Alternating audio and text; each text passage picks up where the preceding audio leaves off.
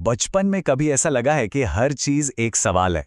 हवा क्यों चलती है, हमारी परछाई हमारे साथ साथ क्यों चलती है।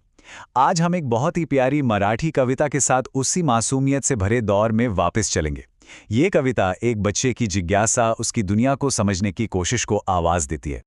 तो चलिए इस कविता में उतरने से पहले जरा एक पल के लिए अपने बचपन के बारे में सोचते हैं। क्या कोई ऐसी आवाज, कोई परछाई या कोई ऐसी जगह थी जिसने मन में सैकड़ों सवाल खड़े कर दिए थे? ये कविता हमें ठीक उसी दौर की याद दिलाएगी।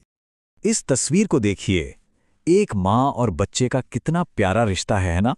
जहां बच्चा अपनी माँ की आंखों में झांककर मानो पूरी दुनिया को जान लेना चाहता है। माँ ही तो वो कोना है जहां हर सवाल बेझिझक पूछा जा सकता है। और बस यही इस कविता का दिल है। तो सफर शुरू करते हैं। देखते हैं कि बच्चे के मन में अपने आसपास की दुनिया को देखकर सबसे पहला सवाल आखिर उठता क्या है। कविता की ये शुरुआती लाइनें एक रहस्यमयी तस्वीर बना रही हैं। सिर्फ शब्दों को सुनिए मत, इनकी धुन को महसूस कीजिए। ये अपने आप में एक कहानी कहती हैं, एक ऐसी जगह की कहानी जो बच्चे की नजरों में जादू से भरी है। और इन सभी चीजों को देखकर बच्चे के मन में एक सीधा सा सवाल आता है, आखिर उस रहस्यमयी जगह पर कौन रहता है? यही वो पहला बड़ा रहस्य है जिसे बच्चा सुलझाना चाहता है। एक ऐसा सवाल जिसमें पूरी कायनात का आश्चर्य छुपा है। देखिए जरा, बच्चा कैसे छोटी छोटी चीजों को जोड़कर एक पूरी दुनिया बना रहा है। नदी, वो खंडहर, पेड़ों की लाइन और दोपहर में भी वो बैंगनी सा अंधेरा, इस सब मिलकर उस जगह को और भी जादुई और रहस्यमय बना देते हैं। बच्चे को लगता है यहां जरूर कोई रहता होगा। अब तक तो बात थी उन चीजों की जो दिख रही थीं, लेकिन अब बच्चे की उत्सुकता उन आवाजों की तरफ जाती है जिन्हें वो सिर्फ सुन सकता है, देख नहीं सकता। देखते हैं ये रहस्य और कैसे गहरा होता है। इस हिस्से में बच्चा उन आवाजों की बात कर रहा है जो उसे सुनाई तो दे रही हैं, पर दिख नहीं रही।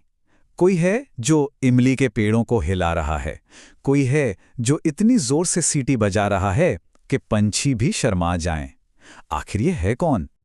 तो अब सवाल देखने से सुनने पर आ गया है। ये सब आवाजें आ कहां से रही हैं? इस अदृश्य शक्ति के पीछे कौन है जो प्रकृति में इतनी हलचल मचा रहा है? बच्चे के लिए ये सिर्फ हवा का झोंका नहीं है, ये किसी की शरारत है।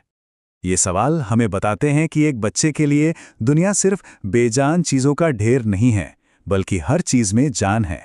उसे हर हरकत के पीछे कोई करने वाला दिखता है, भले ही वो अदृश्य क्यों ना हो।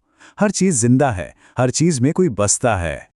चलिए अब और गहराई में चलते हैं और देखते हैं कि कैसे बच्चे का ध्यान उन छोटी छोटी लगभग जादुई हरकतों पर जाता है जो उसके चारों ओर एक डांस की तरह हो रही हैं। इन लाइनों में बच्चा मानो प्रकृति का एक खूबसूरत डांस देख रहा हो। सूखे सुनहरे पत्ते हवा में गोल गोल नाच रहे हैं, पेड़ों की परछाइयां नदी के पानी में कांप रही हैं, और उसकी अपनी आवाज एक गूंज बनकर उसे चिढ़ाती हुई वापस लौट रही है। अब जरा इस तस्वीर को फिर से देखिए, लेकिन इस बार इन लाइनों के नजरिए से। सोचिए कि वो बच्चा कैसे हवा में नाचते पत्तों और पानी में हिलती परछाइयों को देख रहा है और हैरान हो रहा है कि आखिर ये सब कौन कर रहा है। ये कितना कमाल का है ना? ऐसा लग रहा है जैसे बच्चा और प्रकृति आपस में बात कर रहे हों। बच्चा कुछ करता है और दुनिया उसे एक रहस्यमयी तरीके से जवाब देती है। ये दुनिया के साथ उसके एक गहरे रिश्ते को दिखाता है। और अब अचानक कविता का मूड बदल जाता है। अब तक जो एक खेल जैसी उत्सुकता थी, वो अब एक चौंकाने वाले, एक निजी रहस्य में बदल जाती है।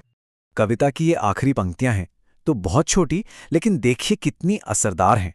दिल की धड़कन का तेज होना, अचानक भागना, इससे एक तनाव और गहरे रहस्य का माहौल बनता है जो अब तक की मासूमियत से बिल्कुल अलग है। यहां कविता में एक जबरदस्त मोड़ आता है।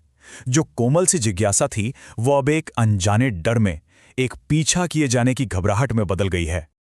और यही मोड़ हमें कविता के सबसे गहरे, सबसे यादगार सवाल तक ले आता है। एक ऐसा सवाल जो इसे पढ़ने के बाद भी हमारे जहन में गूंजता रहता है। ये आखिरी सवाल, जब मैं भागा तो मेरे पीछे कौन था? शायद यही बचपन का सबसे बड़ा रहस्य है। क्या वो अपनी ही परछाई थी, या मन का कोई डर, या सच में कोई और था? कविता इसका जवाब नहीं देती, और यही तो इसकी खूबसूरती है। ये सवाल को हमारे पास छोड़ देती है। तो आखिर में ये कविता हमें कोई सीधा सा जवाब नहीं देती, बल्कि एक बहुत गहरा संदेश देती है। संदेश ये कि दुनिया हमसे लगातार बात कर रही है, हमें बस एक बच्चे की तरह उत्सुक बने रहना है और सवाल पूछते रहना है, क्योंकि कभी-कभी जवाबों से ज्यादा जरूरी सवाल होते हैं।